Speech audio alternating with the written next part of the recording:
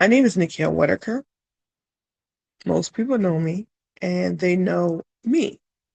Um, Always bright and cheery most times, and professional and a little bit hood. Likes to have a good time. Loves to meet new people. Always going somewhere, doing all the things. Smart, professional, creative. You know, all of that. But I'm also a mom to two girls. One's 24.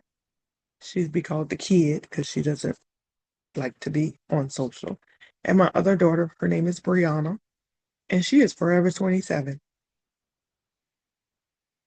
On November 29th, 2021, at 5 o'clock in the morning on Chamberlain Avenue, the police were called for reports of shots fired.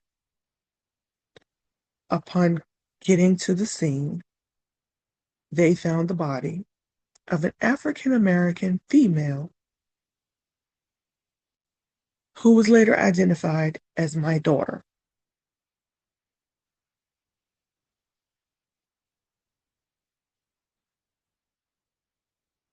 She was the 69th homicide in the city of Richmond, Virginia for the year, but she's not number 69 of anything. She was an amazing human, always had a smile, very giving, very loving, very just everything. Like she was my party starter, so she was always up for a good time. She was my people watcher, so she had that wit and that sarcasm and that funny attitude about her, and she was an awesome human being. But I digress. I am sharing the narrative of my daughter because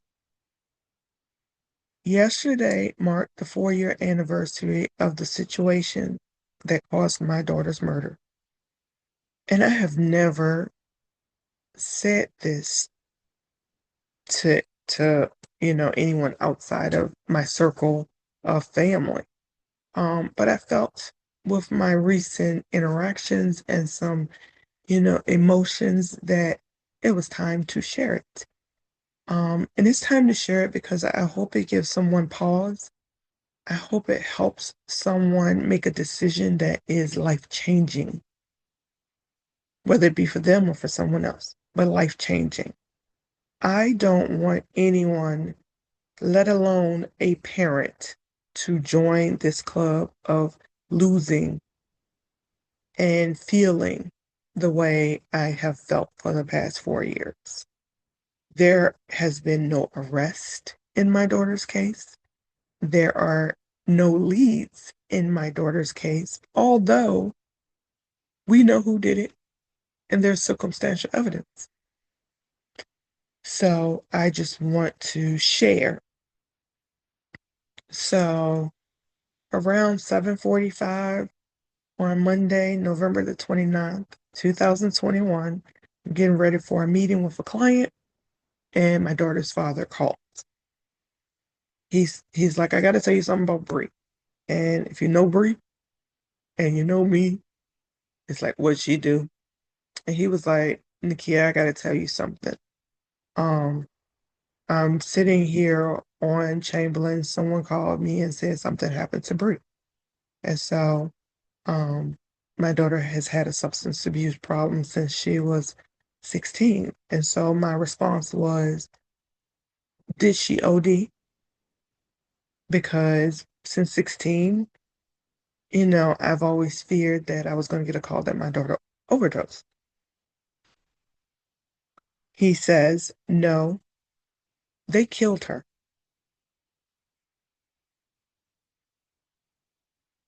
And I screamed and fell on the floor for 2 minutes. In those 2 minutes, my world,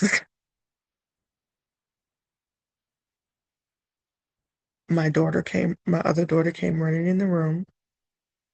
My husband came running in the room. And then I had to remember that Carlton was on the phone. And anybody who knows Bree knows that her daddy is everything. And she is everything to him. And I could not allow myself to let him hear that.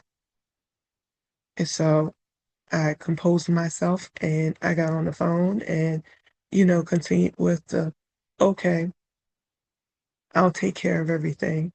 Are you coming here? Do you need me to come to you? Are you okay? And I commenced being the kid. Our family funeral home. I emailed them, set everything up, got the insurance policy, sent that over to them, notified, the people that need to be notified, made my post on social, all of that. Over the reason today it is a thing is, again, 4 years ago, my daughter's boyfriend was murdered next to her. And that started the 2 weeks of chaos that ended in my daughter being murdered. My daughter was in love with this boy. Um, and of course, you're like, okay, but like I sent her a text message one day and she said, Ma, I am not perfect, but I'm okay and I'm comfortable. And that made me feel good because, sometimes when you don't see him every day and, you don't talk to him every day, you wonder. And for her to send that message made my heart feel good because, she felt good. Of course, there's always the rumors about, people, but my daughter's an adult. I respect her saying that this person was treating her well and that she was happy. And so, you know, she knows more about him than I do. And I ain't worrying about what someone else said. So, you're happy, I'm happy.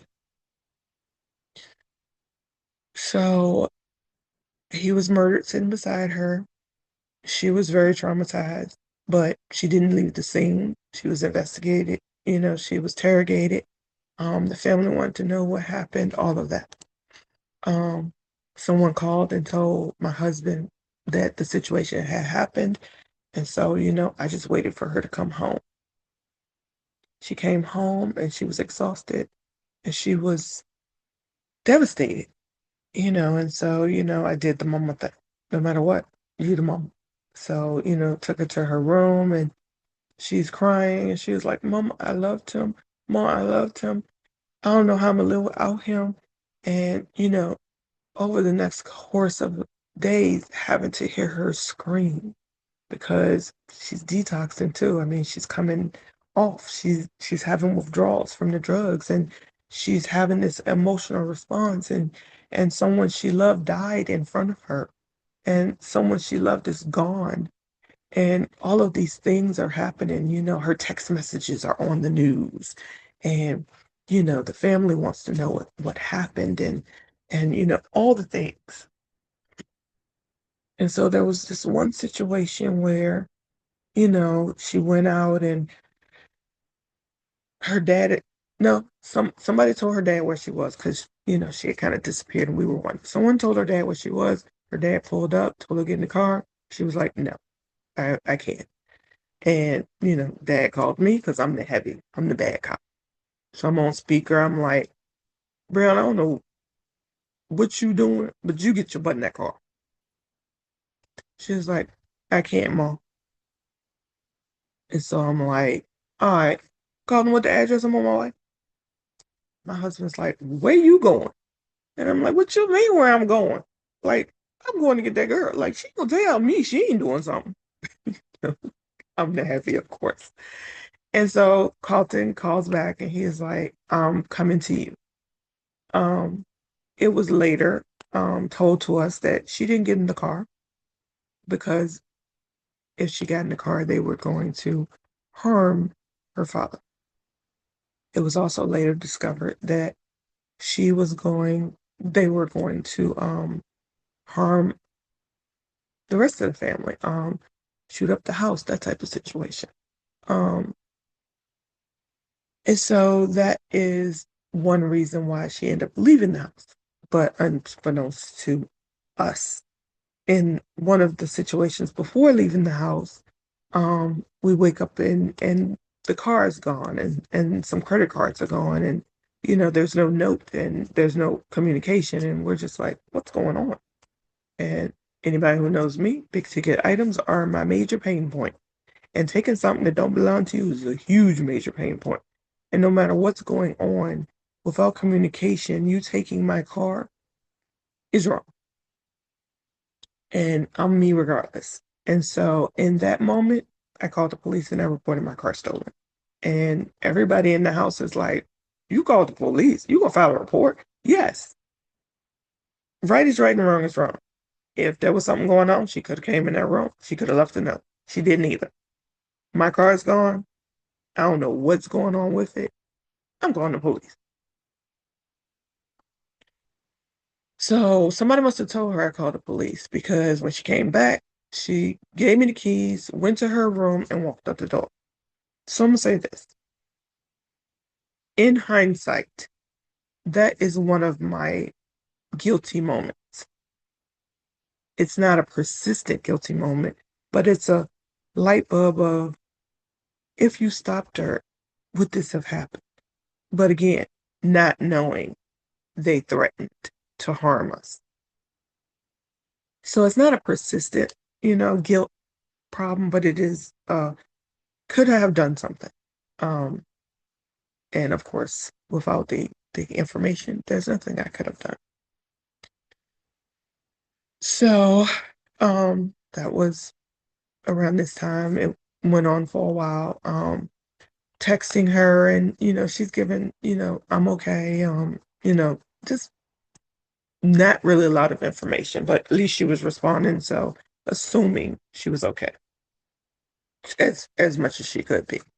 Um, you know, Funeral and stuff had to happen, still family things going on, all of that. But the kicker came when it was Thanksgiving. And, my girl coming for the macaroni and cheese and ham. Like, she just coming. She know her mama. We got to Smithfield and she coming. But also too, she didn't go to her dad's. And her dad does a seafood menu I'm texting. I had texted her. I just got a new TV for her room. So I'm like enticing her. Come on back, girl. I put a new TV in your room. Let's sit in there with some popcorn and watch a movie. Da da da da. And she didn't respond. And so her father, I believe, tells me the next day, um, they took her phone. Okay. Um, so alarming again. But I don't know where she is. We don't know where she is. So it's not like we can do anything. We're just relying on, her to be like reaching out to make sure that we know she's okay. No matter what goes on with her, even in the years of her having a drug issue, she communicated with her father and me. So, we just were like, okay, she's communicating. She must be safe. But on Monday, the 21st, someone she knew lured her outside. On Monday, the 21st, someone she knew shot her.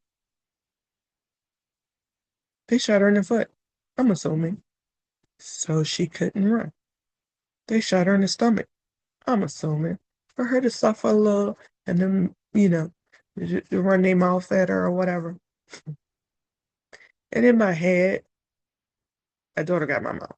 And if you know Dawn part of me, my mouth can be treacherous. If you know the kid part of me, my mouth can be treacherous, but the treacherous is going to be with some big words, so you don't necessarily know that it's treacherous, but you're going to be thinking like, she told me off in a nice way, didn't she?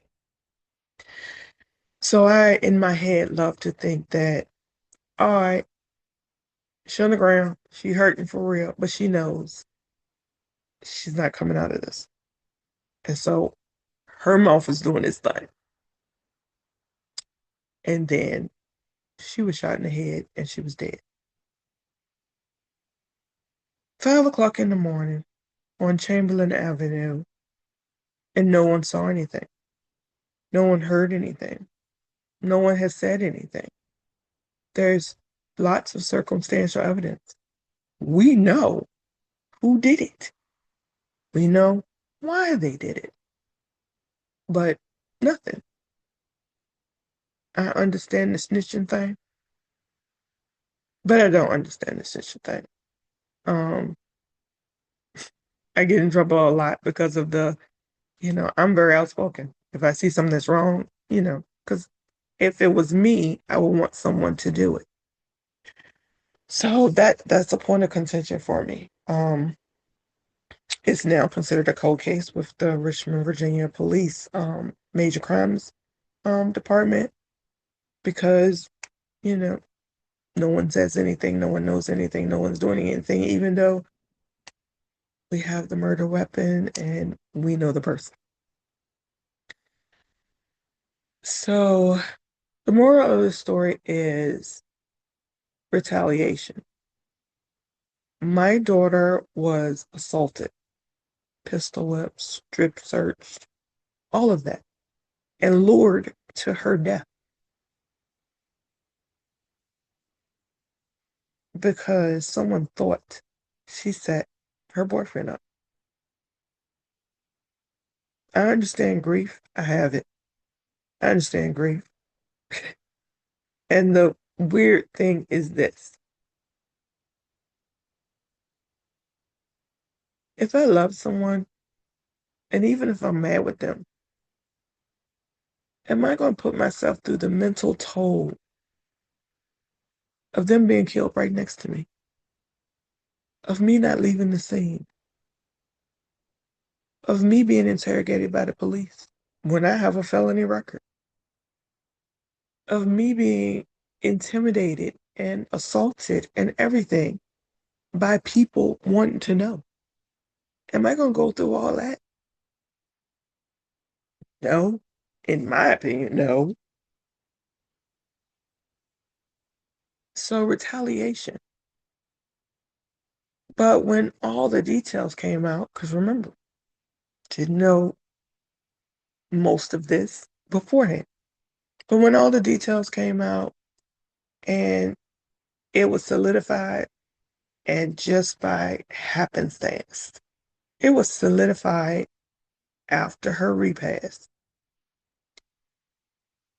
And we were all back at the house and we were drinking and we were laughing and we were doing the things. So, the cousins and everybody, we're all at the house and the police call me and they tell me who the suspect is. And I saw red and I walked out of that phone call and I said, and Lord forgive me, I said, I have da da da da da amount of money.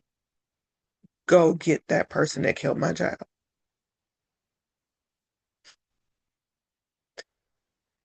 And one of my cousins, love him, one of my cousins came over and he said, no, you do not want to say that. And I said, yes, I do. And he said, no, you don't. And I had to think about it. I didn't want to perpetuate what had already happened. I didn't want to risk losing my cousins, whether to jail or death. I just lost my child. I'm not losing nothing else.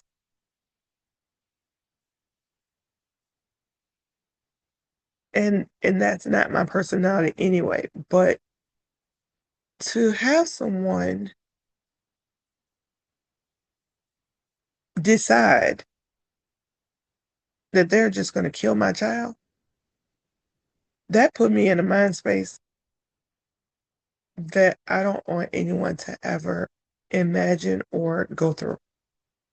It is mentally a fight, mentally. And also too, again, the guilt factor comes in of, could I have stopped this? Should I have told the rest of my family what was going on? I didn't know this is where this was going. If I had told the rest of the family, would it have ended different? Mm, or would it have perpetuated more people being hurt or more anything? So in recent months and years, I have seen friends lose their kids too. And in recent months, I've seen organizations that are working with young men to do certain things. I've also seen political things where we keep having gun situations presented, and the governor saying, nah, and, having, monies and efforts poured into the city for youth and violence and, those type of initiatives, and they being misappropriated for stupid things. But I'm not political, so, that's my soapbox. I'm just saying the things that are bringing this conversation about. I am all for own your gun, you know, own your gun. Own one. And I have, younger years, I have. So I'm all for that. But I'm also for accountability and common sense. If you own a gun, the gun's not secure and someone uses it, that's you and them. If you own a gun and you choose to be out and about and doing whatever and something happens, that's you. Um, gun guns are have owners. Bullets, they don't have no names on them. So shooting in the air on holidays and going to these parties and someone steps on your shoes, really? Why you wear your best kicks out there then? Or someone, I saw in the news where someone thought the lady called them broke because their car was declining and they killed that person. Or the girl just won't feeling you and they said no thank you and they killed that person. I need for us as adults to take back some things. Be accountable. Say what you need to say. Say it with your chest. You're not gonna come into my hood and stand on my porch or in front of my door and do this. Or, friend, this is a no weapon situation. You can't come in my house with a weapon. You can't come to my party with a weapon. You can't come in my establishment with a weapon. You know, you have the right to bear arms. You ain't gotta bear them around me. That's my right. So I just want to say all this because the gall of someone to decide that they were God and that because they was hurting, they was going to take my daughter out and hurt me annoys me. The gall of us being held hostage in our neighborhoods and not being able to go out and have a good time annoys me. I grew up with an extended family on both sides. I grew up and I had the best childhood. I gave my children as best a childhood as I could. I grew loving, awesome human beings. My daughter was an animal lover. She wanted to be a veterinarian from the beginning. She volunteered at the SPCA. We had, I don't know how many dogs and cats. She was an amazing person. She loved hard, and she did not deserve this. And not that anyone who is murdered deserves this, but she did not deserve for you to take it in your hands and kill her and not be held accountable. So I plead that this conversation and me sharing my hurt and my situation give someone pause when they say, oh, they got my man, I'm going to get them. I'm going to shoot up that spot. I'm going to do something to them. I hope it gives you pause when you say that because someone on the other end of that may not be me or may not have that cousin that say, no, cuz you don't want to do that. That ain't you. And then you lose more people. Or you end up in jail. And then your family got to send you that canteen and possibly visit. And you lose out on life, kids, and all the other things that you could have had in store for you. I just want you to have pause of everything that comes with you choosing to do something to someone that's not right, and especially murdering them. So that was my soapbox. If you know anything regarding the death of Briana Nichelle Whittaker-Oliver on Monday, November 29th, 2021, on Chamberlain Avenue at the Bluffs apartment complex, please contact the Richmond City, Virginia Police Department Major Crimes Division. I appreciate anyone who supports this and who will enable to do what I need done to get justice for my daughter and hold the person who chose to be accountable. I also hope that we as parents take back some of the love that we feel for them and amplify it so that if they feel like they're alone or they need something, that they have that in their parent. My daughter had a drug problem since she was 16. But anytime my daughter needed something, she had it. If she was homeless, she can come home. If she was in jail, no, I didn't visit because I didn't agree. But if she was in jail, her mama sent her whatever she needed. No, I won't just send her some change for her to be doing whatever. But if she needed something, her mama sent it. If she needed food, she'd come to my house and she could eat. Her mama didn't give her money because her mother didn't perpetuate her having a drug habit. But there's nothing my child needed that she didn't get from her mama. And my child respected me for that. She appreciated that I tried to keep the relationship, even though I didn't agree. And she respected me because we still partied and we still had a good time. But my daughter was never under the influence in front of me. She respected my wishes of I didn't agree. Parents, we're not perfect. And like I said, I think about that moment of her walking out that door all the time. And it's just momentary because I stand by what I stand by.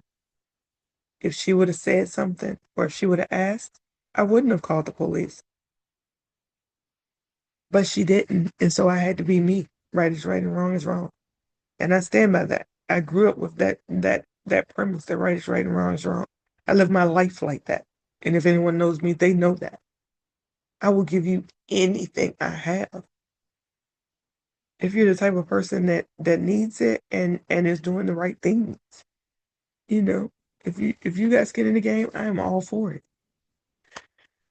So I am going to end this video with,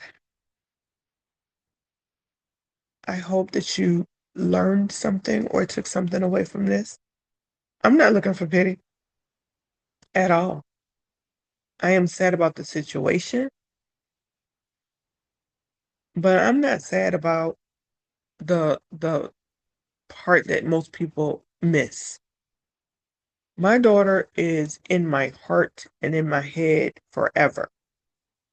I had that girl at 19. She grew up with me. We partied together. We had fun. We had trials and we had tribulations. I created a scholarship for her at the Richmond SPCA in efforts to help other children who love animals be veterinarians and get experience with being able to foster that dream. I live out loud every day when it comes to my girls. She will never be gone. Never. Because she was the girl. She was the girl. Both my girls are the girls, but she was the girl. And my whole family knows that. And we were taught they're never gone as long as you remember them and you talk about them. She ain't no secret. She not nothing that hurts us.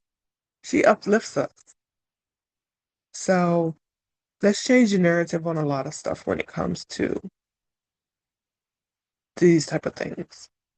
So thank you for listening, watching, whatever. Even if you didn't watch the whole thing, I thank you for attempting to just understand why I felt like this needed to be said now. I hope that, you know, in this current climate, because it's hard. It's hard for everyone, with cutting off food stamps and, Medicaid being affected. I mean, some people might not have their medication that keeps them, stable. Some people may, resort to doing some things to make sure their family have food. People are losing their jobs. So I just pray, and not everyone has faith in prayers, but I pray and I have faith. And I just hope that, we all see a way to see our way through these situations and not perpetuate more loss.